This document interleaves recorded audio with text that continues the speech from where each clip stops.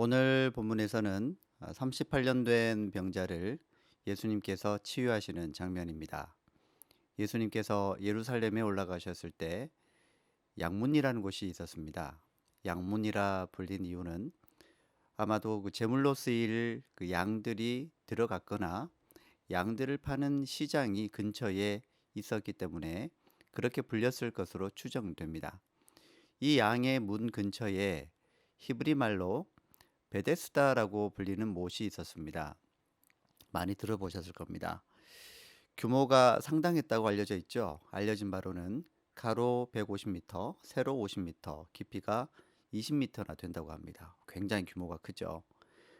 거기에 어떤 사람들이 북적이었냐 하면 오늘 본문에서 보면 거기에 이제 행각이 있었는데 일종의 우리 같이 생각하면 뭐 큰 정자라고 할 수가 있습니다. 거기에 수많은 병자들이 있었다고 합니다. 눈먼 사람, 다리 저는 사람, 팔다리가 마비된 병자들이 거기에 질비하게 누워 있었던 겁니다. 이 사람들이 왜 거기에 있었을까요? 그 불편한 몸으로는 집에 있어야 할 것 같은데 왜 그 못에 있는 행각에 나와서 그 불편한 그 몸으로 누워 있어야만 했었을까요? 그들은 무언가를 기다리고 있었을 것 같은데 오늘 본문에 보니까 그 이유를 알 수가 있습니다. 3절 4절을 보면 천사가 가끔 못에 내려와 물을 움직이게 하는데 물이 움직인 후에 제일 먼저 들어가는 사람은 어떤 병에 걸렸든지 다 나았다고 하는 것입니다. 실제로 그런 일이 일어났었는지에 대해서는 뭐 성경에서는 뭐 더 이상의 이야기는 해주지는 않는데요. 사람들은 이제 마치 그걸 하나의 전설로 믿고 있었던 것 같습니다. 거기에 이제 38년 된 병자가 있었다고 오늘 본문에 보면 알 수 있습니다. 6절에 보면 예수님이 그 사람이 누워 있는 것을 보셨죠. 그리고 아셨습니다. 그가 이미 오랫동안 알아왔다라는 것을 알고 계셨습니다. 그래서 그에게 다가가서 물으셨습니다. 어쩌면 당연한 질문을 하고 있는 것인데요. 내가 낫기를 원하느냐? 당연히 낫기를 바라겠죠. 그때 이 사람이 하소연을 합니다. 자기도 저 물이 움직일 때 저기에 뛰어들고 싶은데 몸을 움직일 수가 없으니 그냥 쳐다만 본 세월이 무수했다라고 하는 것입니다. 내가 들어가려고 애쓰는 동안 다른 사람들이 자기보다 먼저 내려갔다는 겁니다. 이 사람 마음에는 뭐 여러 가지 감정들이 교차했을 것 같습니다. 억울함도 있고 한탄스러움도 있고 애석함도 있고 또 다른 사람들에 대한 어떤 불만 같은 것들이 막 뒤섞여 있었을 것 같습니다. 그의 말속을 한번 들여다보면 이렇게 얘기하는 거죠. 나를 못 속에 들어가도록 도와줄 사람이 하나 없습니다라는 것이었습니다. 거기에 멀쩡한 사람들이 분명히 있었을 것입니다. 그런데 그곳에 있는 멀쩡한 사람들은 병자들의 가족이나 지인들이었겠죠. 자신들만 보이지 않았겠습니까? 이렇게 38년 된 이 오랫동안 누워 있었던 몸을 움직이기 힘든 다른 사람이 그들의 눈에 보일 리 없었습니다. 물이 움직이면 가장 먼저 물에 뛰어들어야 되니까 그 기회를 남에게 줄 리가 있겠습니까? 사람들은요, 이처럼 이기적인 존재라고 하는 것을 이 사람의 주변 경험들을 통해서 우리는 알 수가 있습니다. 예수님은 그에게 말씀하셨습니다.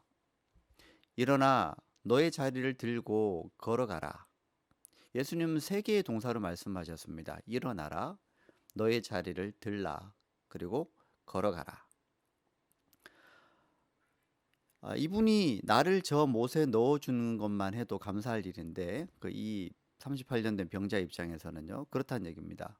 어쩌면 이분이 나에게 다가와서 그렇게 해줄 분인가 보다 기대를 했는데 그렇게만 해도 얼마나 감사한 일입니까? 그런데 전혀 예상치 못한 대답을 듣는 겁니다.